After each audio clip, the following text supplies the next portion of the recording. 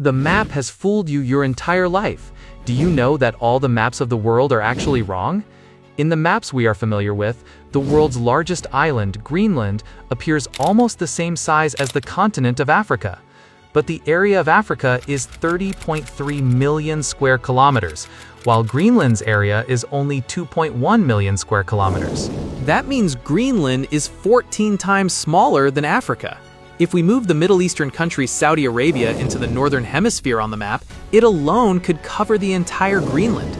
Similarly, Africa appears smaller than Canada, while in reality, Africa can fit 3 Canadas inside it. So if we've been looking at wrong maps our whole lives, then which one is the real map of Earth? Our planet is round, and turning a round object into a flat surface is almost impossible.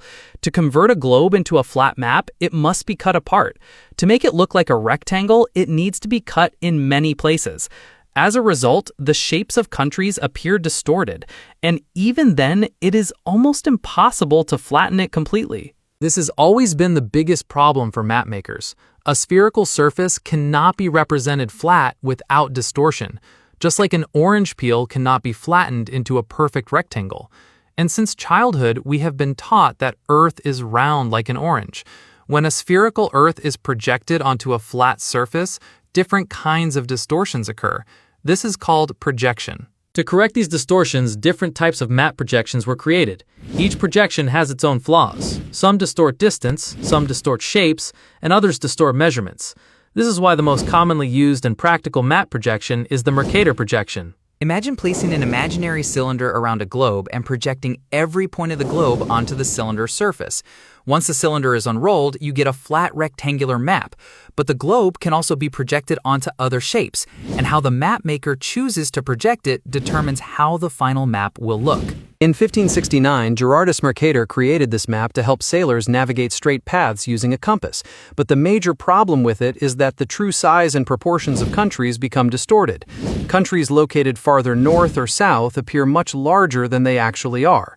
For example, if you place Africa over Europe on the Mercator map, you could fit 3 Africas inside Europe. The distance from Somalia on Africa's eastern edge to Dakar in Senegal on the west is about 7,400 kilometers. Meanwhile, the distance from the Bering Strait to Iceland is only around 5,300 kilometers. This is one of the biggest deceptions of the Mercator projection.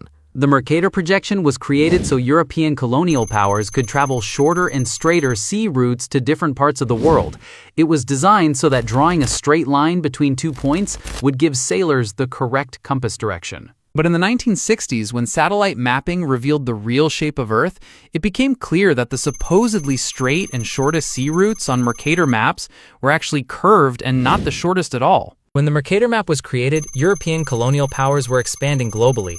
They heavily promoted this map, intentionally making Europe appear larger and other regions smaller. This acted as a form of cartographic colonization, controlling not only land but also human perception and worldview.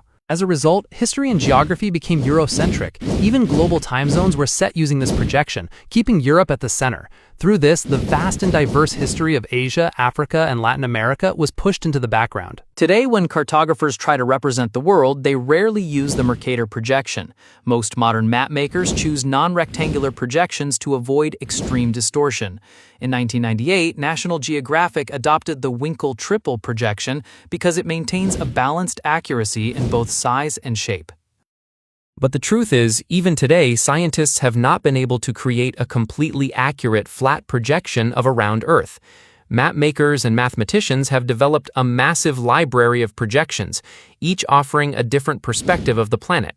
The best way to see the real shape of Earth is by looking at a globe. After the invention of the globe, the true need for flat maps has faded.